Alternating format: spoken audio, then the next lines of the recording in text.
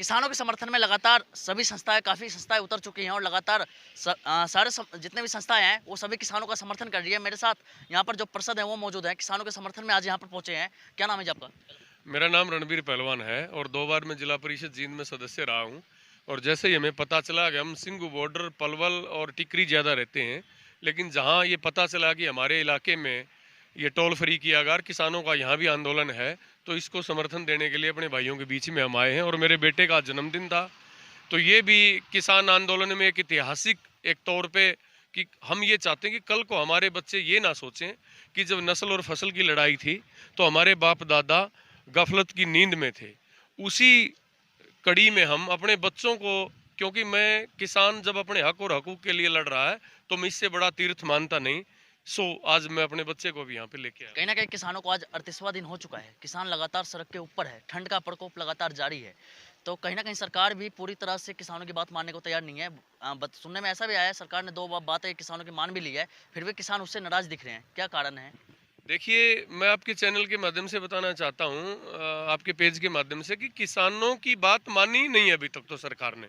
उन्होंने कहा कि एक ऐसा बेहुदा कानून कि वो उन्होंने कहा कि पराली आप जलाओगे तो वो किसान उसके दायरे में नहीं आएगा। किसान कब चाहता है पराली जलाना? 2-2.5 हज़ार रुपये प्रति एकड़ बिकती है पराली। कौन जलाता है पराली? जो उसके फाने वगैरह होते हैं उनको किसान जलाता है। ये किसान के ऊपर कोई रहमो करम नहीं किया है। और जो आज ये कह रहा है मोदी सरकार, नरेंद्र सिंह तोमर आज कह रहे हैं, जो हमारे कृषि मंत्री भारत के, वो कह रहे हैं कि हम किसानों से बैठ के बात करेंगे और कोई संशोधन करेंगे। जब आप एक बात मानते हो कि इसमें संशोधन करेंगे, इस बिल में संशोधन करोगे, तो इसका मतलब आपकी नीयत में खोट था, आपने सही बनाया ही नहीं है। अगर आज आप संशोधन कर रहे हो तो पहले किसानों को, किसान नेताओं को, किसान संगठनों को, आम किसानों को बुला के आपने ऐसा क्यों नहीं किया कि किसानों से वार्ता करके, बातचीत करके तब इन बिलों की ड्राफ्टिंग करते? मैं आपके चैनल के माध्यम से दावा करना चाहता हूँ, स्मृति ईरानी जो सबसे ज्यादा बोलती है, अमित शाह जो सबसे ज्यादा बोलते हैं, नरेंद्र तोमर और स्वयं मोदी जी, आपके यहाँ हम दावा करते हैं कि वो तीनों बिलों की ड्राफ्टिंग बता नहीं सकते वो कैसे बनाएगी। वो उनके आकाओं ने बनाई थी। मैंने दास प्रथा इतिहास में पढ़ी है, देखा नहीं दासों को, लेकिन दास होते होंगे तो मोदी जी जैसे और अमित शाह जैसे होते होंगे, जो 2-2 टके में अंबानी और अडानी के घरों में बिकते होंगे। कहीं ना कहीं कल यहाँ पर खाप पंचायत का आयोजन किया गया था। किसानों के द्वारा अवानी और अंडानी और बाबा रामदेव इनके सामानों का पूरी तरह से बहिष्कार कर दिया गया है। अभी पीछे किसानों ने जियो की सिम को पोर्ट करवा दिया था।